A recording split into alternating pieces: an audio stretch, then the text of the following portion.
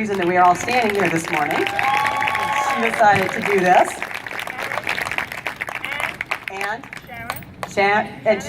Shannon, wave so everybody knows who you are. There you go. And Tanya. Anybody else we should be thanking? Gary's doing our sound. Thank you, Gary. Aren't you awesome? Are you good? Have we thanked everybody? Oh, and can we just thank you for coming out on a Saturday morning and being your enlightened selves and looking so gorgeous, by the way. I don't think I've ever seen this many beautiful women in one place. It's an amazing morning. So I'm here to talk to you on behalf of the United Nations Association of Santa Barbara and from Santa Barbara Alliance for Community Transformation.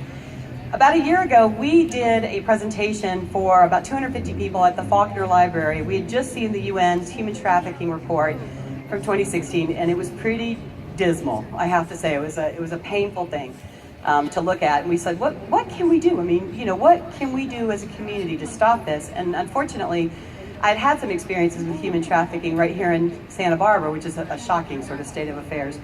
So let me kind of take you back. The first time slavery was outlawed was by King Louis X, in France in 1315. That was the first time it was outlawed. 550 years later, so it's a long fight. When you're going to try to end something, it's a long fight. So all you women, all of us that are stepping up to change the world, this is a long fight, right? We're not going to win this yesterday or tomorrow. You got to have stamina for this. So it took until 1865 for us to end the practice of enslaving black human beings in this country. And that was a huge, massive victory.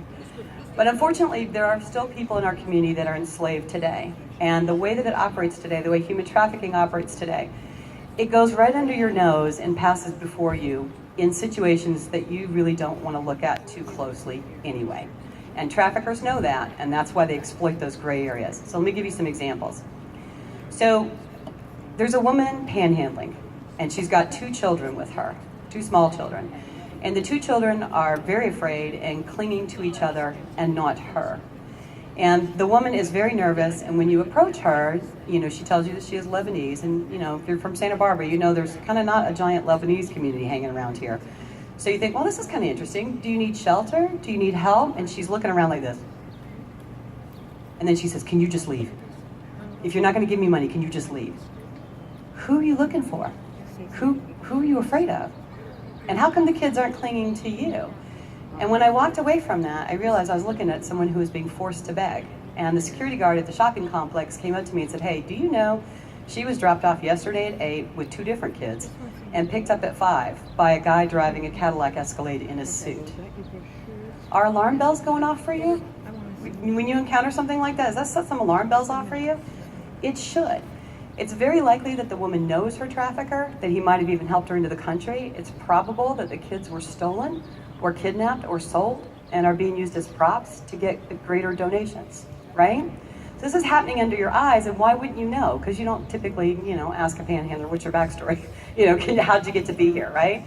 So you just give them money and you move on. So that's one. Have you ever noticed there are a lot of nail parlors in town and everybody working in them is Vietnamese and Cambodian? Have you ever noticed that? Where do those girls live?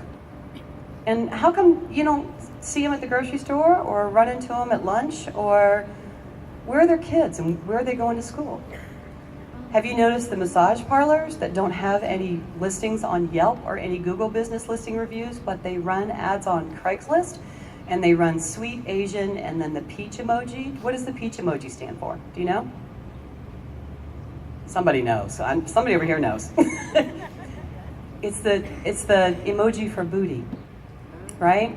So when you go in, and I actually sent a guy into one of the massage parlors, and I said, I want you to find out what goes on in there, because they wouldn't let me in because I was a woman. And he went in there and he said, okay, it's $70 for the massage, $25 for the happy ending. And I said, okay, and who made the ask? And he said, the girl made the ask. I said, could she even speak English? He said, no, it's Chinese, she didn't speak any English. All she could do was give the ask. So when I asked the massage parlor owner, hey, what's going on in here? What is this happy ending gig? I was quickly ushered out the front door. And again, where are the Chinese girls in the massage parlors? Where do they live? Do you see them? Do you run into them? Do you ever have coffee? Yeah, right? So these are things you don't want to look at very closely, but you have to ask yourself, normally we assume that prostitution means willing seller meeting willing buyer. In the massage parlors, do you think the girls are necessarily willing sellers? Do you know that some of them are being told that their families back home will be killed if they don't continue to work off their debt for being allowed to get in this country? And that they don't have travel papers and they can't just leave. They can't just walk out of their situation. That is what human slavery looks like in this day and age. And it is actually happening here. That sounds pretty awful, but I just want you to know there are some really good efforts going on here. Really good. So first of all, our district attorney, Joyce Dudley, who is one of my personal heroes, has started a human trafficking task force. It's been in operation for about 3 years. They have already pulled 70 girls in this county out of being trafficked in hotels. An amazing accomplishment. Our Santa Barbara County Behavioral Wellness Department has a program called RISE that works specifically to get girls out of human trafficking, because you can imagine they've now identified with their trafficker, they've left a nasty situation, they believe he is their family, he's taking care of them. It's only when they try to leave that they discover that they are not free to go anywhere. And they're unlikely to run to a police officer and say, hey, I think I'm being human trafficked. I think you should try to get me out, because they've been taught not to trust enforcement. So where's a girl like that going to go? That's what these programs work on.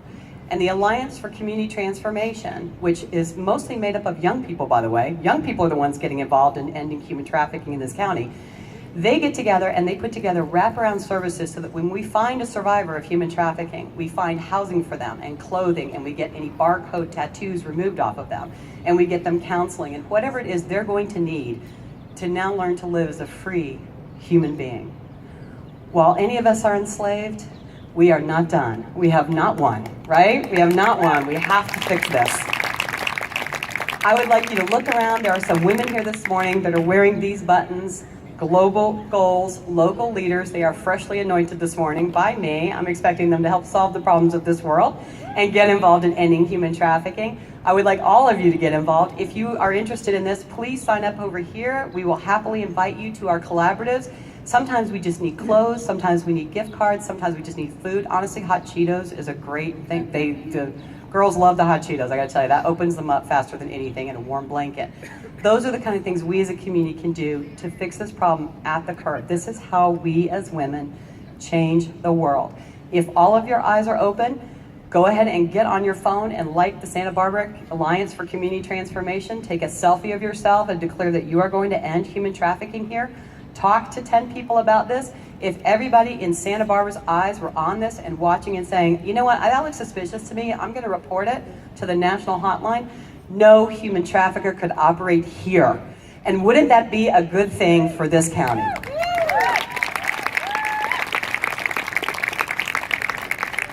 So I want your commitment as women who are standing up and saying, damn it, enough, we will be heard. And thank you to the men who are standing with us. We so appreciate that. And thank you so much to the young women who got out of bed on a Saturday morning and decided they were going to stand up and change the world today. And thank you to the march organizers. I am so honored to have been able to speak to you. Thank you very much.